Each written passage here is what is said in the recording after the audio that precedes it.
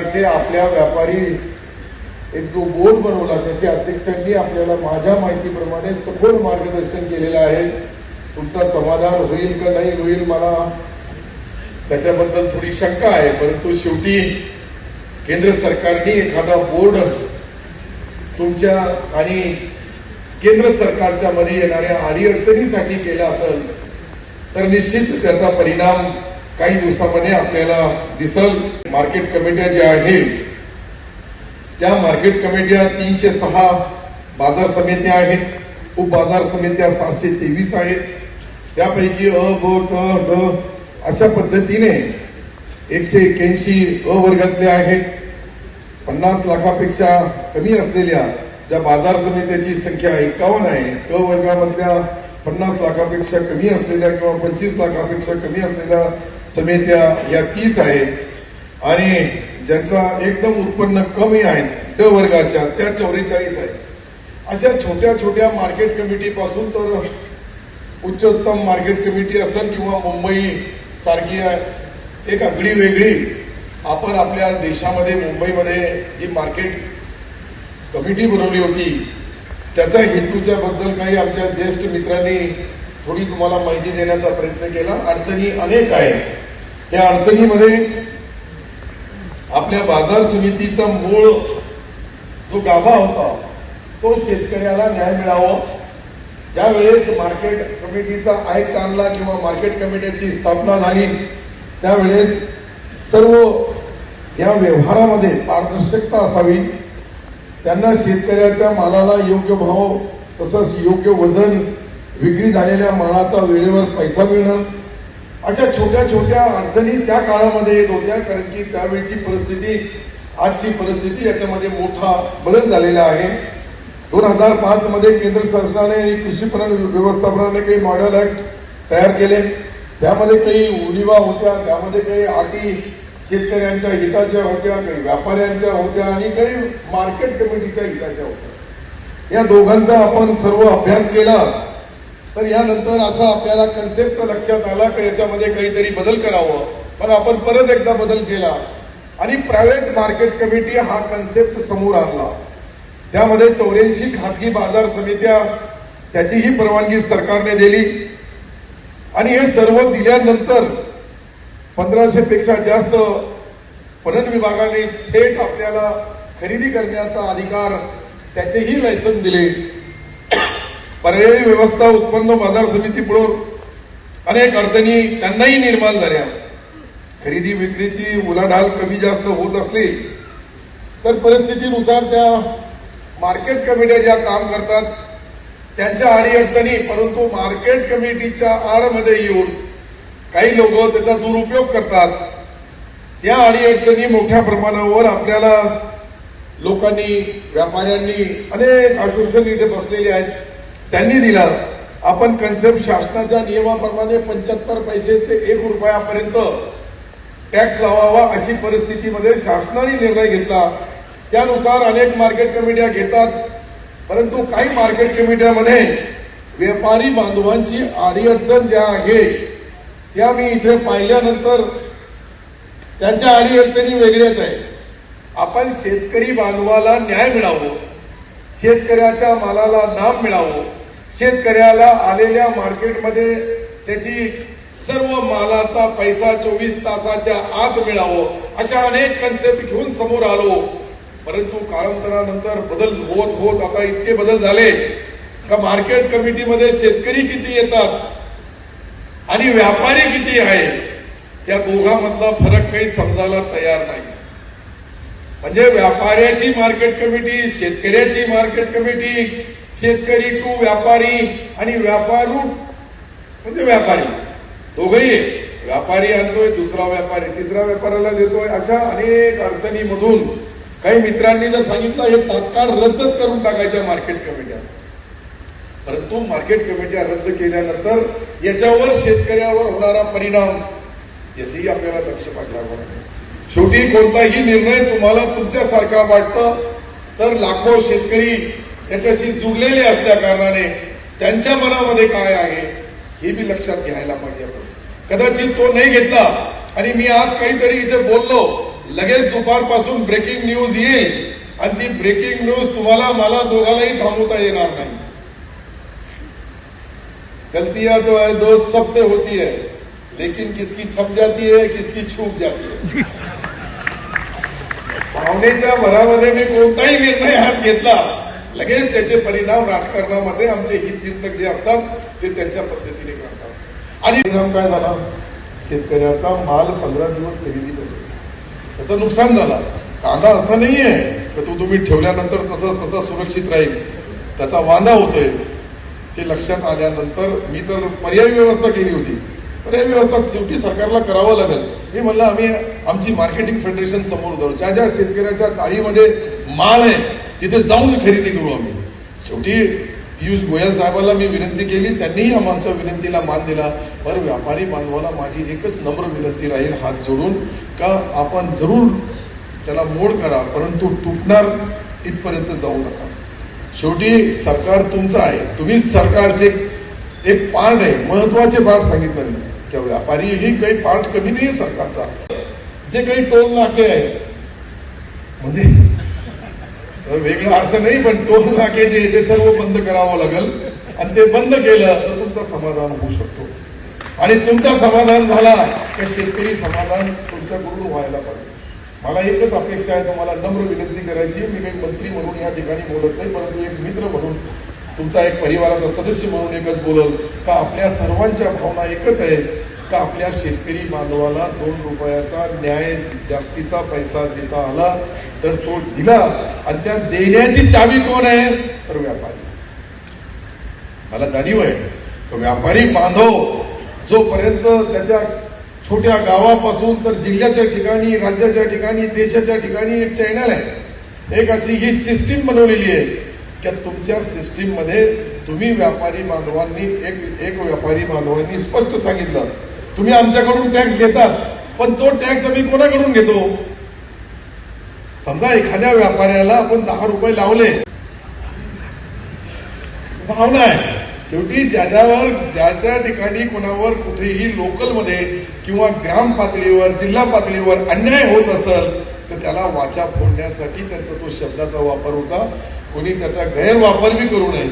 कधी कधी भावनेमध्ये व्यापारी बोलतोय बिचारा, पण तो बोलतोय त्यावेळेस त्याचा हित शेतकऱ्याशी जुळलेला आहे. त्यांनी पहिलेच सांगितलं का आम्हाला तुम्ही कोणताही टॅक्स लावला तर तो शेतकऱ्याकडून घेतला जातो. आणि शेतकऱ्याकडून घेतला जात असेल तर आमच्या व्यापारी बांधवाला संरक्षण देणं, त्याला पूर्ण त्याच्या ज्या ज्या काही रीतसर मागण्या आहेत त्या मागण्या 2 नियम असतात.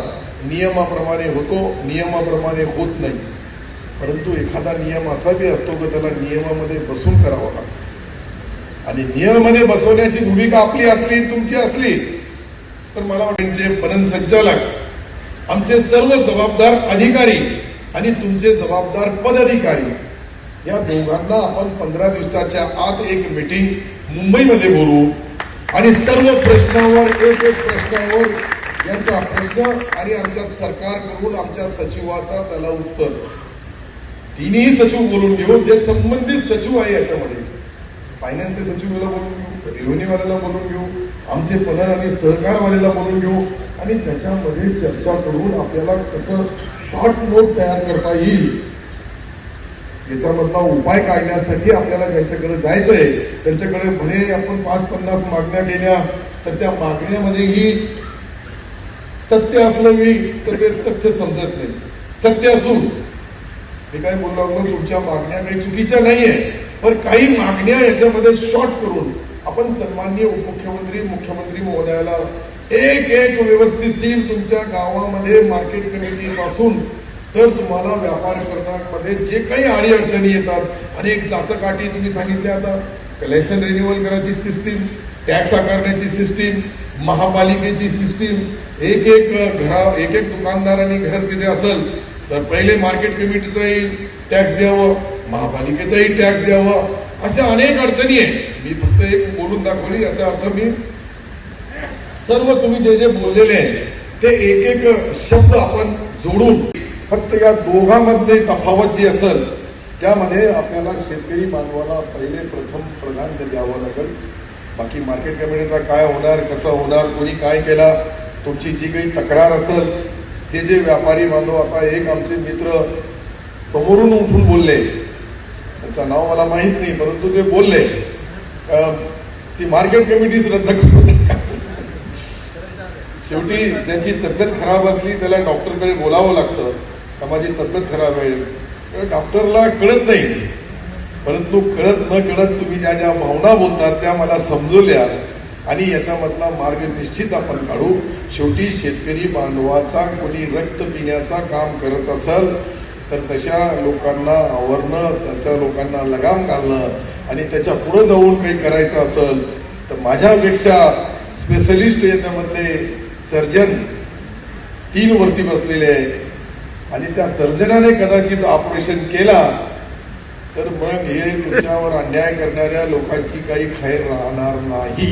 मी हे स्पष्ट शब्दामध्ये बोलू लागलो. परंतु तुमच्या हिताच्या, शेतकऱ्याचा हित सर्वात पहिले, मी पहिलेच बोललो. नाही तर शेतकरी बांधवांच्या बाबतीत आताच आपण काही बोललो काही नवीन बातमी तयार होऊन गेली. तुम्ही सर्व शेतकऱ्याचेच प्रतिनिधी आहे, तुम्हाला नाव व्यापारी आहे, पण कधी ना कधी आपले वडिलोपार्जित लोक शेतीच करत होते. व्यापारी म्हणजे एक शेतकऱ्याचा पार्ट आहे, त्याला फक्त व्यापारी म्हणून समजता येणार नाही. शेतकऱ्याला न्याय देण्यासाठी तुमच्यासारख्या अनेक व्यापारी बांधवांचा महत्वाचा योगदान त्या व्यापारपेठमध्ये. आज आपण ज्या देशामध्ये राहतो त्या देशाचा जगामध्ये जो नाव आहे, जगामध्ये जी आपली ओळख नवीन समोर येत आहे, त्यामध्येही सिंहाचा वाटा हा व्यापारी बांधवांचा आहे. व्यापारी बांधवांनी जी पारदर्शकता, जो विश्वास कमवला आणि व्यापाराला डेव्हलप केला, जगामधले जे विकसित देश होते त्यांच्या बरोबरीला यायचं असेल तर व्यापारी हा त्याच्यामधला एक केंद्रबिंदू आहे. हे समजून मी माझ्यासारखा कार्यकर्ता, मी काही फार मोठा पुढारी नाही, फार मोठा नेता नाही, परंतु एक कार्यकर्ता म्हणून, तुमचा एक परिवाराचा सदस्य म्हणून तुमच्या भावना मी सर्व जाणून घेतल्या आणि मला असं वाटतं की काही ज्या याच्यामधल्या अटी आणि शर्ती आहेत त्या निश्चित आपण याच्यामध्ये बदल करू शकतो. येणारा डिसेंबरचं अधिवेशन आहे, त्याच्यापूर्वी आपली मिटिंग होऊन जाईल नोव्हेंबरमध्ये. मला वाटतं नोव्हेंबरमध्ये यासाठी सांगू लागलो की मलाही 15 दिवस माझ्या मुलाचं लग्नाची तयारी करायची, त्यासाठी मला काही दिवस 8-10 दिवस त्याच्या तयारीमध्ये लागावं लागेल.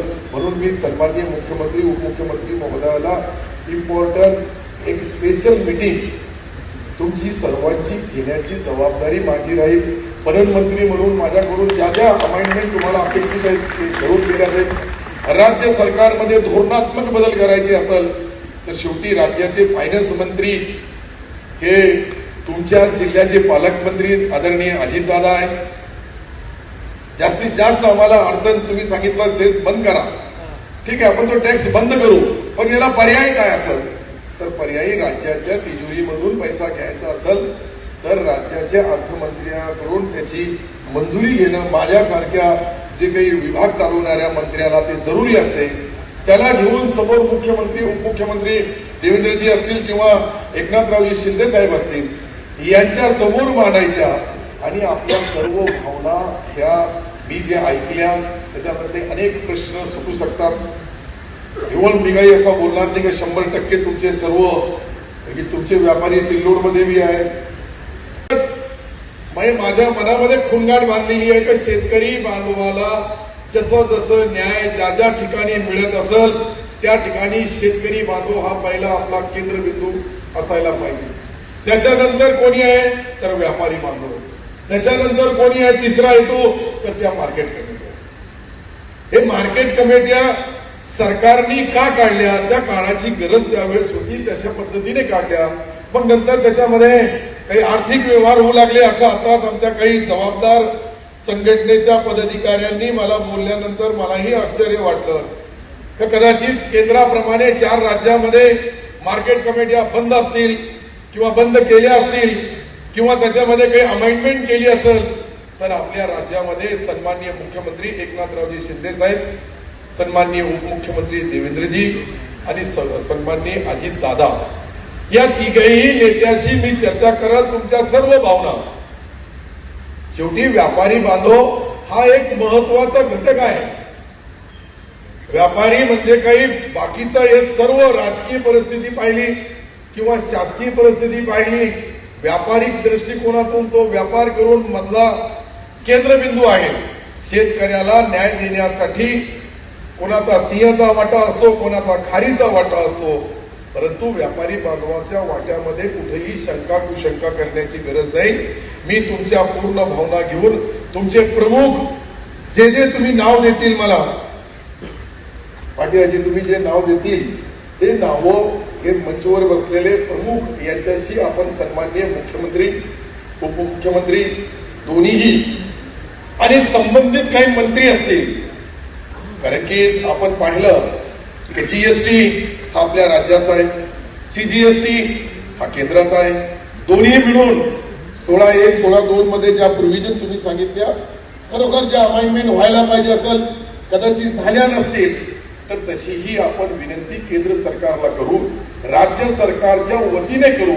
शेवटी अनेक वेळेस त्याच्यामध्ये अमेंडमेंट झाली, अनेक वेळेस नवीन नवीन बदल करण्यात आले आणि त्या बदलामध्ये तुमच्या ज्या भावना आहेत त्या भावना आपण समोर ठेवून काही बदल करण्याची आपली जी भूमिका आहे तुमची आणि जी मागणी आहे, त्या मागणीमध्ये प्रमुख मागणी जी आहे त्या मागणी सोबत आपण देशाचे अर्थमंत्री, देशाचे प्रधानमंत्री महोदय किंवा जे काही जबाबदार असतील त्यांच्याशी चर्चा करून राज्याचे मुख्यमंत्री आणि उपमुख्यमंत्री महोदय हे चर्चा करतील आणि या चर्चेमधून केंद्र सरकारमध्ये काही जाचकाठी असेल त्याला शिथिलता आणणं जरुरी आहे. शेवटी तुमच्या ज्या मागण्या आहेत या मागण्यावर बी अभ्यास करून याच्यावर योग्य तो न्याय आपण जोपर्यंत व्यापारी बांधवाला आणखी इतकी मोठी एकजूट मी पहिल्यांदा व्यापाऱ्यामध्ये पाहिली. मी अनेक व्यापाऱ्याच्या कार्यक्रमात गेलो, परंतु व्यापारी बांधव राज्यामधून प्रमुख निवडक इथे आलेले. मी निवडक यासाठी सांगू लागलो का तुम्हाला प्रतिनिधी म्हणून तिथे व्यापारी बांधवांनी तालुका लेवलवर, जिल्हा लेवलवर निवडलेलं आहे. तुम्ही इथे आलेत, तुमच्या भावना तिथपर्यंत जाणार हे कोणाला बोलायची गरज नाही. हे मला माहित आहे की इतके जितके व्यापारी बसलेले यांचा कोणी ना कोणी खाली त्यांच्या भावना ऐकणार आहे. शेवटी व्यापाऱ्यांनी ही जी या ठिकाणी पुणे असा पवित्र ठिकाण आहे आपला, ज्या ठिकाणी आपण सर्व एकत्रित आलो, या एकत्रित येण्याच्या पाठीमागची पार्श्वभूमीच ती आहे कि हमारे यहाँ के तमाम व्यापारी भाइयों को न्याय मिले, उनको इंसाफ मिले. उनकी जो मांग है उसके ऊपर केंद्र सरकार, राज्य सरकार और मार्केट कमेटी, ये तीनों की अलग अलग भावनाएं हैं. जब हम मार्केट कमेटी की मीटिंग लेंगे तब सब लोग मार्केट कमेटी की भावनाएं बताएंगे. जब हम किसान की मीटिंग लेंगे तब किसान की भावना रहेंगी, और जब हम हमारे व्यापारी भाइयों के बीच आएंगे, जब उनका दुख दर्द हमको समझेगा. सरकार के तरफ से मैं एक मंत्री इस नाते से आपको गवाही देता हूं कि सम्माननीय मुख्यमंत्री, उप मुख्यमंत्री जी से जल्द हम ये मीटिंग कराएंगे, ताकि आपकी जो डिमांड है, तो मैं बोलते हैं वो शेर है, माना कि इस चमन को गुलिस्तान न बना सकेंगे हम, लेकिन व्यापारी भाई जिस रास्ते से चलेंगे उनके कांटे जरूर दूर करेंगे. पूरा मागण्या, सभी मागण्या, सर्वच मागण्या काही पूर्ण होत नाही, त्यांना काही नसल, पुढच्या वेळेस होऊही नाही अशी अपेक्षा करूया. आणि सर्व मित्रांना मी गवाही देतो की आपल्या हा जो आजचा राज्यस्तरीय मेळावा आपण घेतला आणि व्यापारी बांधवांनी जी एकजूट दाखवली, त्यांचे भाषणामध्ये अनेक मुद्दे मांडलेले, काही मी चर्चा केली असेल, काहीचा उल्लेख करणं विसरलो असेल किंवा नाईलाजाने तो राहिला असतील, तर आमची पुढची मुंबईच्या मीटिंगमध्ये तुमच्या सर्व भावना महाराष्ट्र